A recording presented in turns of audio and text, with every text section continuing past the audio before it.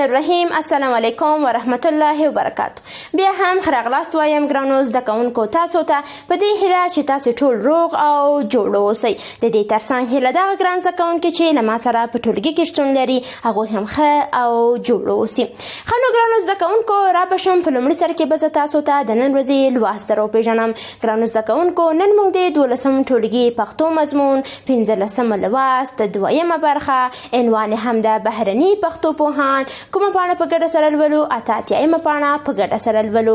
تاسې هم د 12 ټولګي پښتو مضمون کتابونه له ځان سره راواخلئ، اته اتیایمه پاڼه خلاصه کړئ تر څو بهرني ختیځ پوهان بهرني پښتو ختیځ پوهان وپېژنو. نو ګرانو زده کوونکو نو مخکې له دې چې ګرانو زده کوونکو موږ نوی لوست پیل کړو لاړ به شو د تېر لوست خواته به یوه لنډه کتنه ولرو. ګرانو زده کوونکو زموږ تېر لوست د څه شي په اړه و؟ همدا بهرني پښتو ختیځ پوهان یا بهرني پښتو پوهان و چې په تېر لوست کې موږ هغوی وپېژندل چې هغوی ته د مستشرقینو اصطلاح کارېدل او همدارنګه هغوی مستشرق بلل. نو ګرانو زده کوونکو چې دوی څرنګه دا کار پیل کړ په کوم دلیل باندې او همدارنګه د هغوی دغه کار څومره موږ ته ګټې رسولی دي. نو دغه هغه موارد و ګرانو زده کوونکو چې موږ په تېر لوست کې په دغه موضوع په اړه په دغه مورد باندې معلومات ترلاسه کړل او همدارنګه په دې برخه باندې پوه شو.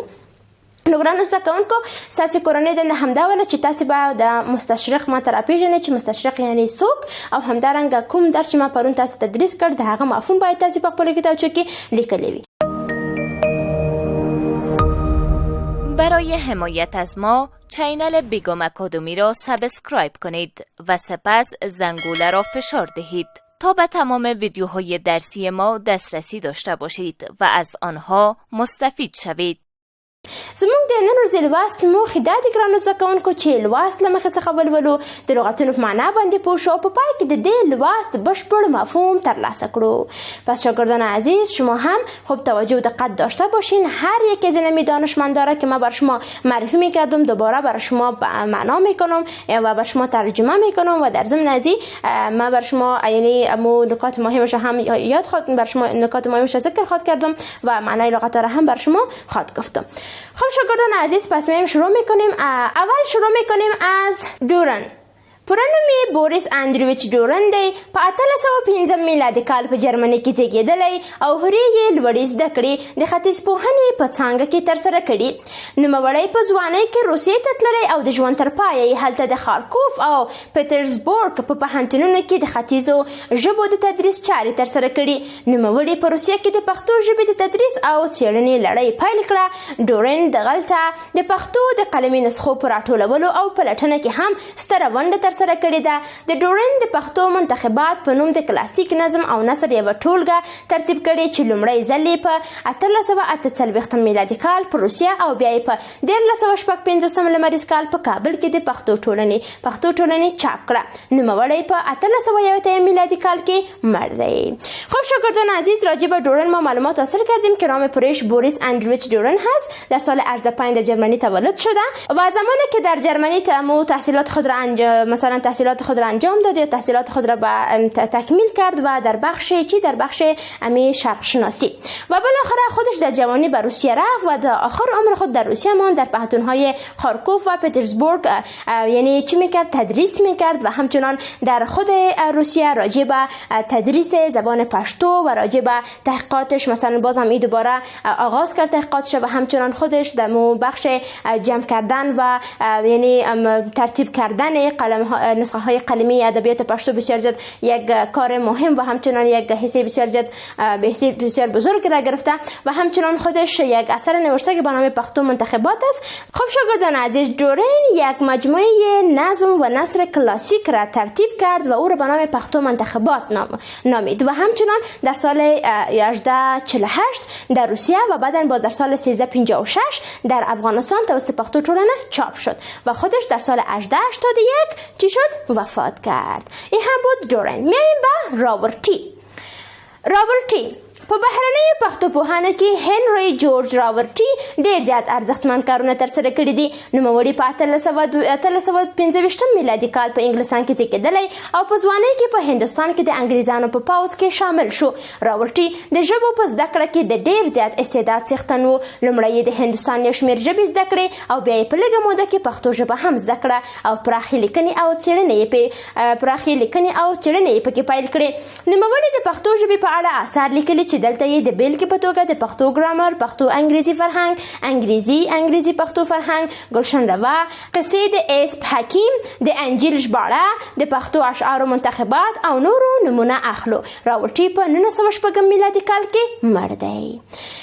خب شاگردان عزیز، خود راورټي از جمله یکی از دانشمندانی که در بخش دانشمندان خارجی زبان ادبیات پشتو بسیار زیاد کارهای با ارزش را انجام داده. در سال 25 در انگلستان تولد شده و در جوانی میره در هندوستان و در هندوستان همراه امو در بخش نظامی انگلیس ها یا انگلیس ها شامل میشه و همراه اونا کار میکنه. بعدن به خاطر از اینکه خودش بسیار زیاد استعداد و جزو یک زبان را یاد میگرفت، اول چند زبان هندوستان را یاد گرفت، بعدن زبان پشتو را هم بسیار در یک مدت کم یاد گرفت و بسیار زیاد تحقیقات درباره زبان پشتو هم انجام داده. بسیار زیاد آثار هم نوشته کرده که بعضی از آثارش ما بر شما نام گرفتم و بالاخره در سال 1906 میلادی وفات کرده.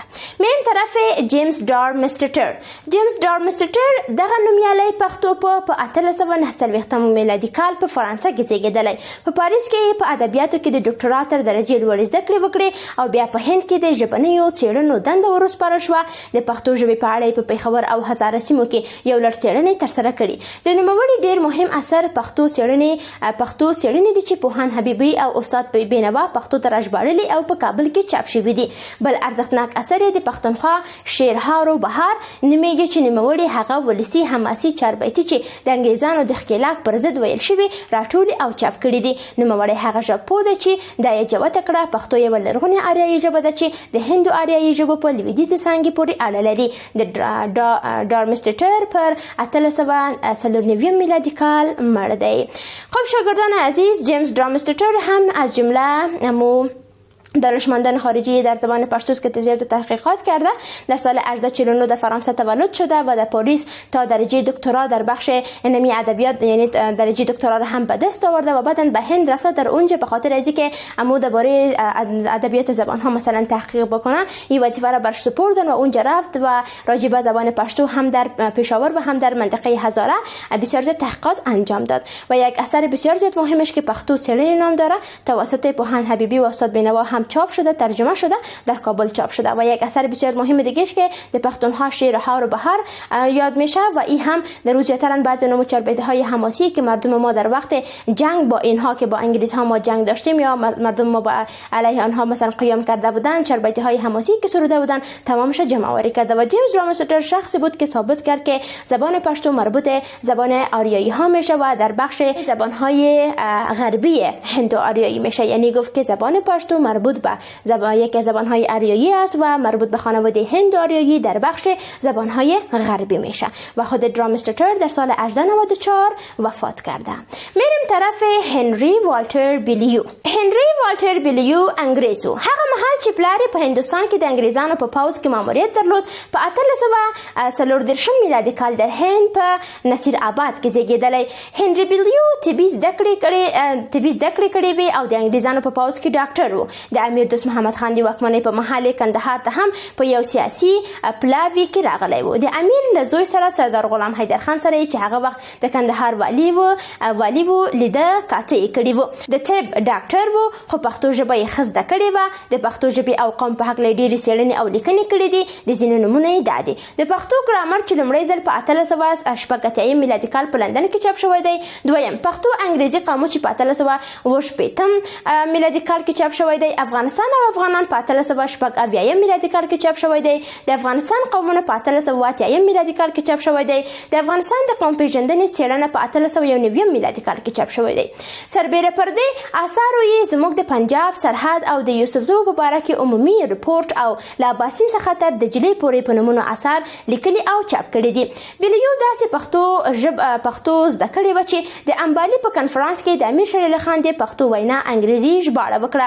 دغه ختیځپو په 1888 میلادي کال د انګریزانو په پوځ کې د دندې تقاعد وکړ او په 1892 میلادي کال کې مړ شو.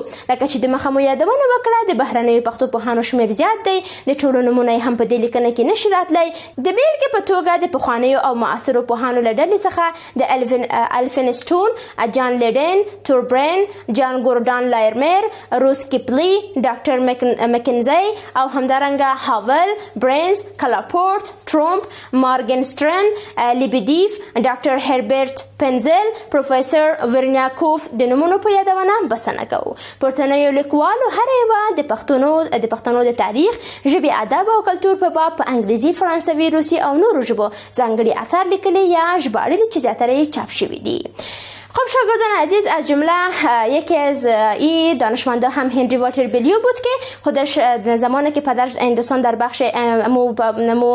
بخش نظامی انگلیس ها بود، در اونجا در سال 1834 در نصیرآباد در هند تولد شده بود. خودش یعنی طبابت را خوانده بود، دکتر بود و همچنان در زمان یعنی وقتی که امیر شریف خان بالای حکم کشور ما مثلا پادشاه کشور ما بود در افغانستان آمده بود، همراه پسرش سردار غلام حیدرخان هم چند بار مثلا ملاقات کرده بود. خودش دکتر بود اما به خاطر درباره ادبیات پشتو راجع به مردم پشتو زبان بسیار زیاد چی کرده، تحقیقات انجام داده که بعضی آثارش ما برای شما اینجا نام بردم. و در سال 1886 از نمو وظیفه خود تقاعد میکنه و در سال 1892 وفات میکنه.